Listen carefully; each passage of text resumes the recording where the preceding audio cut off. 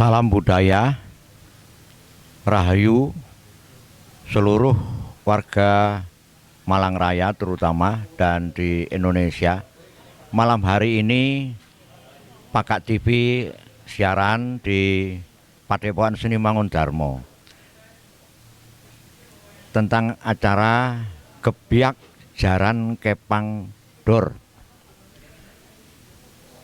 Di sini kami ingin mewartakan bahwa pada tahun 1976 Departemen Pendidikan dan Kebudayaan Kabupaten Malang mengadakan survei di sebuah prasasti yang namanya Prasasti Wagir, yaitu menceritakan ada peperangan besar antara Singosari dan Kediri, yaitu antara Ken Arok dan Prabu Dandang Gendis dari Kediri, tepatnya di Ganter Ngantang. Kemenangan dari pihak Ken Arok karena prajurit Singosari pada waktu itu sangat sedikit, sedang prajurit dari Kediri banyak, tetapi memakai siasat kepung.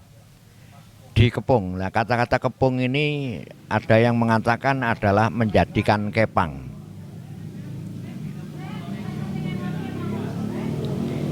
Lalu bagaimanakah dengan jaran kepang? Jaran kepang Dor adalah menceritakan sebuah prajurit Ken Arok yang sedang berangkat menuju perang melawan Prabu Dandang Gendis di Ngantang, di Ganter. Lalu kemudian di Wagir mereka beristirahat, bermain dengan kuda-kudaan, diiringi oleh musik angklung, jedor, dan kendang. Nah, lama-lama masyarakat akan memberikan arti pada sebuah pertunjukan itu dinamakan Jaran Kepang Dor. Itulah kenapa di Malang Raya Jaran Kepang Dor ini menjadi tren, menjadi ciri sebuah seni pertunjukan tersendiri. Oleh karena itu, dengan maksud itu, anak saya bernama Sonya Condro Lukitosari bersama rekan-rekan di kampungnya Kemulan Tulus Besar ini berinisiasi untuk mengadakan Gebyak Jaran Kepang Dor. Namun Jaran Kepang Dor oleh kampung Kemulan ini dianggap kesenian yang lama, bukan yang kesenian yang baru, sehingga menampilkan para pejaran atau penunggang jaran ini berusia di atas 60 tahun ke atas. Artinya adalah mereka lebih dari separuh baya umurnya, bahkan ada yang tua. Pendekar-pendekar lama yang sudah tidak bekerja akhirnya tampil kembali. Nah, apa yang terjadi adalah sesuatu yang kangen. Masyarakat itu kangen dengan tampilan-tampilan orang-orang tua dulu.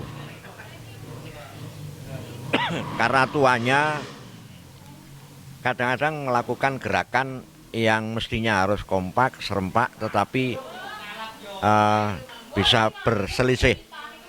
Kalau ada yang temannya mestinya hadap utara,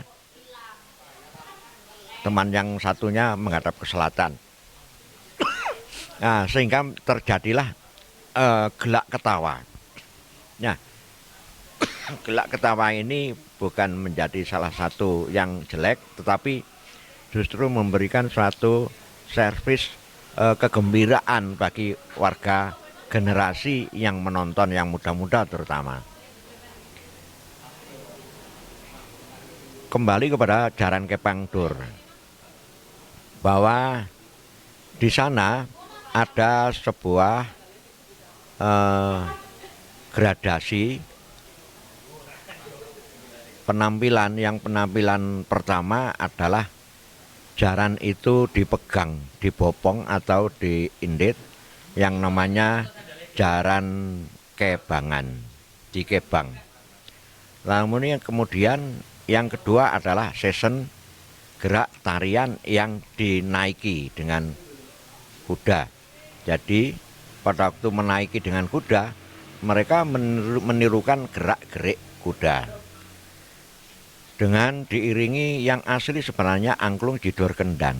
Lalu kemudian pada tahun 80-an ini pengaruh dari perkembangan teater-teater pertunjukan yang lain sehingga para pengerawit memberikan arti nilai tambah karena di sana ada pengremo-pengremo yang dimanfaatkan bagi penggemar tayub untuk mengadakan menari bersama penarinya. Ya, boleh dikatakan adalah di situ mulai ada tip yang disebut saweran. Nah, saweran ini sebenarnya tradisi lama di mana seseorang mempunyai keinginan tertentu apabila ada tari remo, ada seni pertunjukan jaranan atau topeng atau wayang kulit.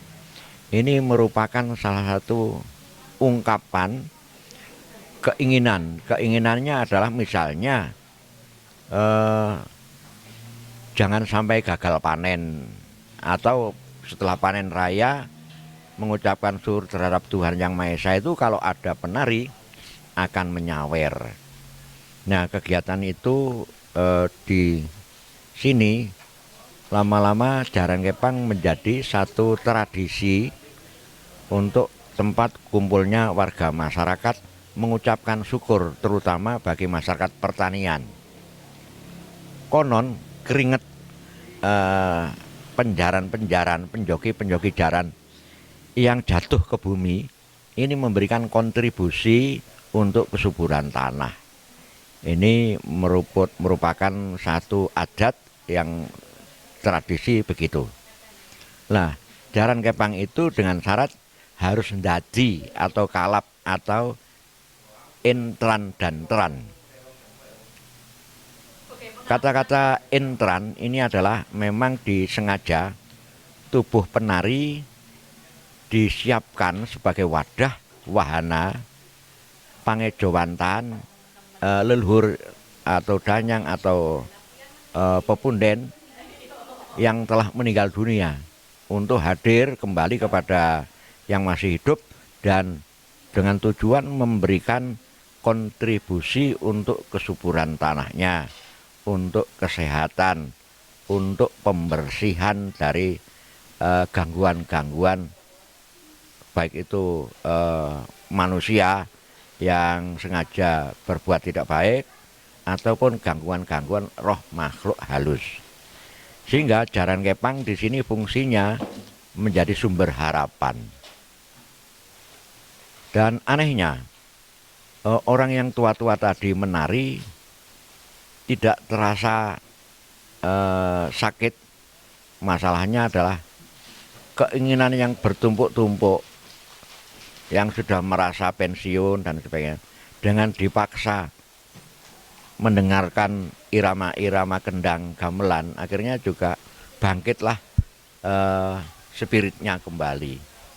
Sehingga yang muda-muda pun ini bisa melihat bagaimana gerak-gerak yang lama. Oleh karena itu Padepan sebagai suatu wadah seni tradisional di Malang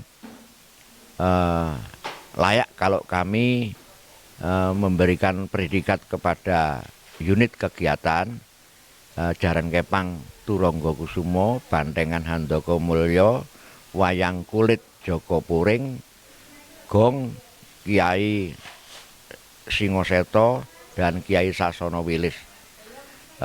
Hal-hal yang demikian memberikan suatu ingatan penegasan untuk menghargai sebuah rombongan pertunjukan itu sendiri. Nah, malam ini anak saya Sonya Condolursari bekerja dengan teman-temannya saling bahu-membahu untuk mengadakan semacam kegembiraan bersama untuk mengawali tahun 2026 ini. Nah, peristiwa ini adalah kita anggap sebagai momentum bangkitnya kembali kesenian yang lama. Seakan-akan kita mengatakan roda yang sedang cokro manggilingan berputar. Ada suatu pergerakan kesenian di Jogja dan di Solo. Di Jogja itu cenderung mencari lebih ke dalam, balik ke belakang, sedang Solo bergerak maju. Karena dunia yang ke belakang dan maju itu akhirnya ketemu. Nah, pertemuan-pertemuan itulah nanti ada warna-warna baru. Sehingga Jaran Kepang ini kami meyakini bahwa Jaran Kepang Tour ini hanya satu-satunya ada di Malang karena prasastinya ada sebuah lontar yang namanya Prasasti Wagir. Tempatnya Wagir itu adalah di Kecamatan Sukun, kalau nggak Kecamatan Pakesaji. Di antara itu, di antara pusat kegiatan eksibisi pabrik tebu Kebon Agung. Dan kebetulan juga kalau toh tadi ditengarai prajuritnya yang Ken Arok melawan Prabu Dandanggris, ternyata di Wagir ada petilasan Ken Arok, yaitu di Kagenengan. Ken Arok itu dicandikan di Kagenengan.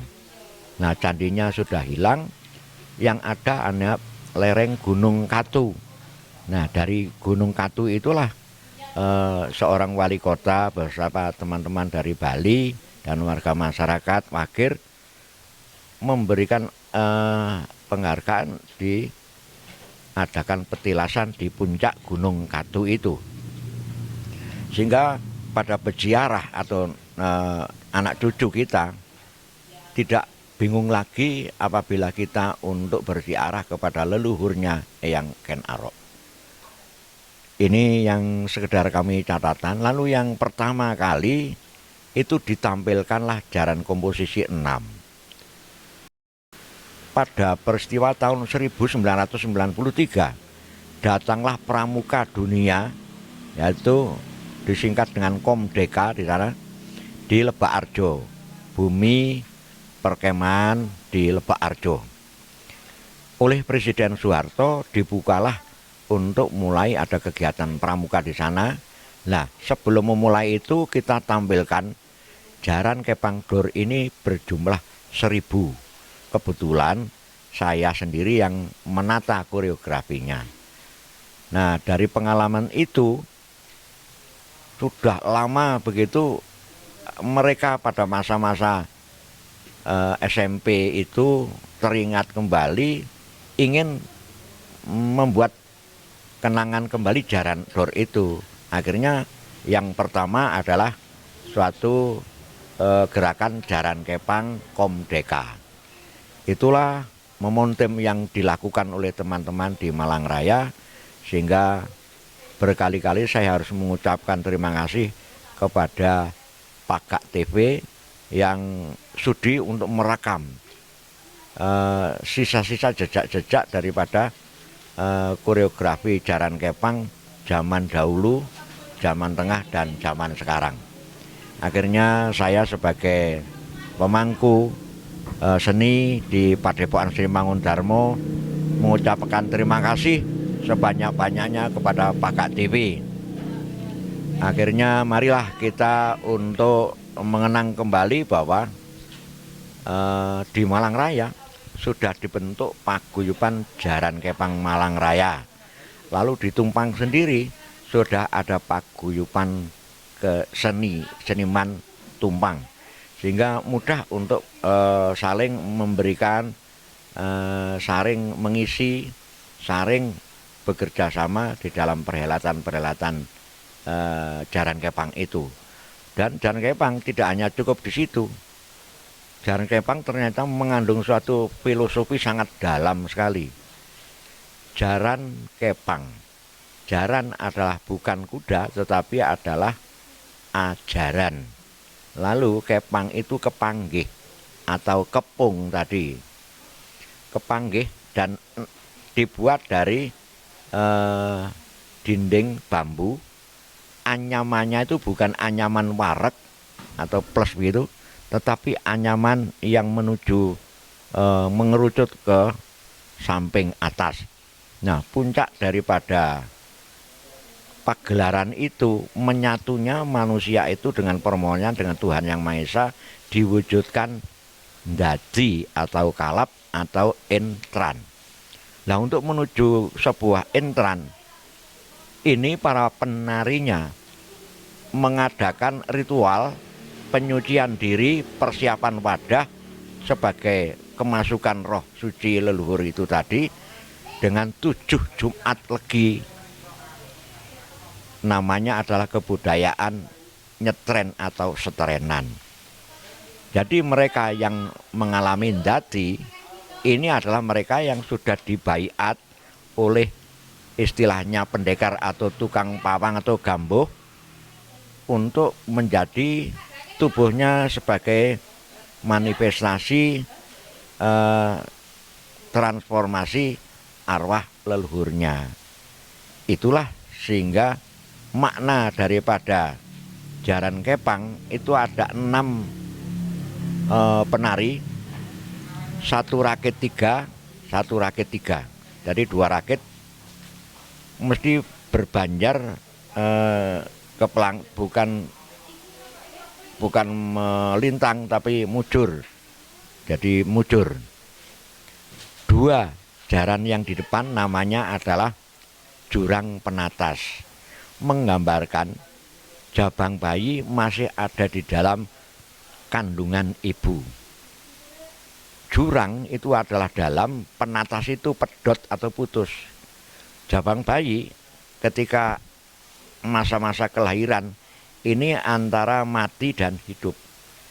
Jadi kalau memang tidak kebenaran ya jabang bayinya yang mati atau ibunya yang meninggal dunia atau dua-duanya. Semerika leluhur kita mengambil dari anasir sukmo luhur. Jadi sukmo luhur ini adalah suci, putih. Itulah simbolnya jaran putih. Lalu kemudian setelah bayi lahir di dunia, banyak tantangan, banyak masalah, banyak yang harus menentang dari kehidupannya. Diibaratkan adalah merah. Anasirnya diambil dari sukmo purbo, merah. Dan kesannya ini adalah berani untuk mengatasi tentang kehidupan itu sendiri. Sehingga jaran kepang yang merah disebut Kiai Sopo Nyono. Siapa tahu kalau manusia itu akan lahir di dunia. Dan akhirnya setelah manusia itu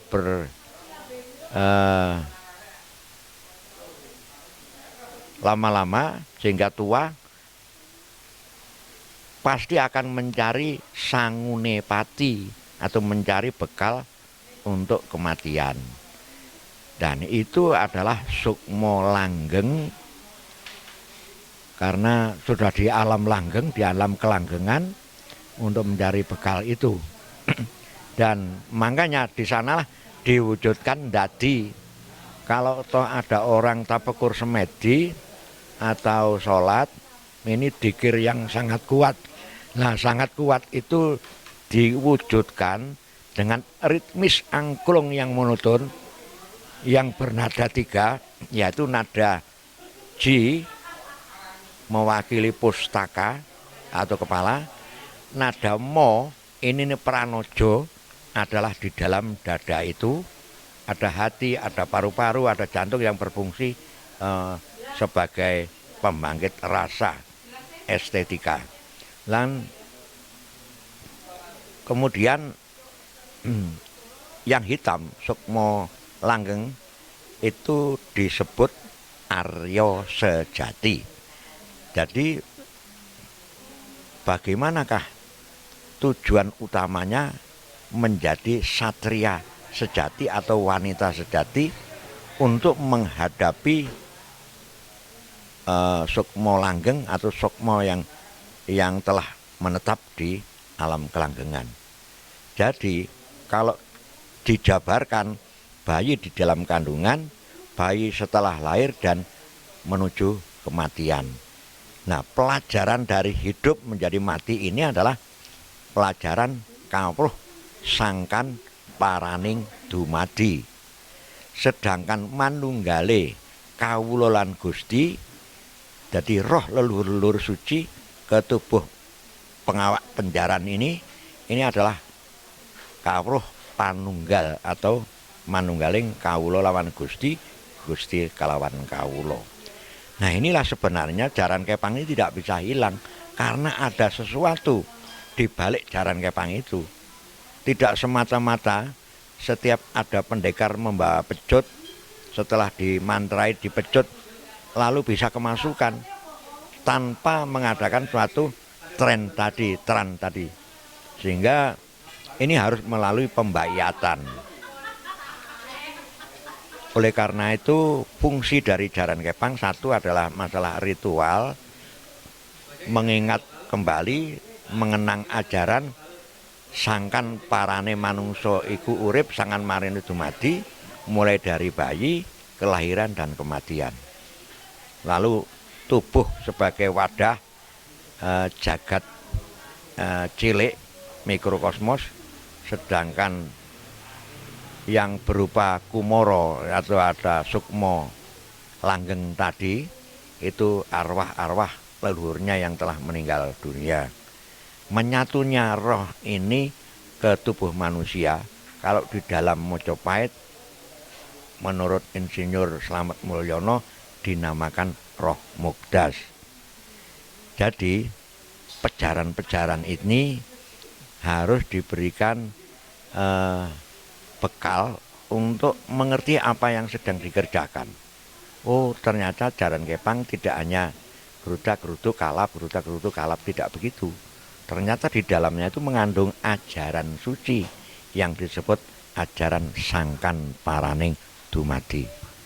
Saya kira pemirsa, lebih dan tidaknya, kurang dan tidak tepatnya, ini adalah sesuatu kajian, sesuatu pengalaman dari leluhur yang telah kami terima. Mudah-mudahan para pejaran-pejaran setelah mendengar dan membaca dari literasi Pakak TV ini lalu mencari sesuatu. Oleh karena itu jangan sampai fungsi jaran yang begitu sakral dan mempunyai simbolik semiotika yang dalam ini lalu dibuat dulinan, dibuat mainan. Nah, akhirnya kita tempatkan kesenian itu sebagai simbol perlambangan urip, supaya urip itu bisa tumoto, supaya apa yang kita kerjakan, kita lakukan itu selalu direstui oleh Tuhan Yang Maha Esa, sehingga memberikan kontribusi kepada jagat cilik dan alam semesta. Saya kira pemirsa Pakak TV, demikian pagelaran malam hari ini. Mudah-mudahan silahkan untuk meneliti, melihat dan sebagainya. Ada suatu pepatah gading tidak ada yang tak retak, pasti ada keretakan-keretakan di sana. Silakan para pemirsa untuk mengelem, menempel, membalut, mengkreasikan dan lain sebagainya. Akhirnya tidak ada kata yang saya ucapkan syukur terhadap Tuhan Yang Maha Esa. Dan terima kasih pada pemirsa penonton yang mau sudi sampai paripurnanya jaran kepang Dor ini. Akhirnya kami atas nama institusi Padepokan Seni Mangundarma beserta unit Pakak TV mengucapkan matur nuwun yang tanpa upami. Terima kasih. Salam budaya Pakak TV.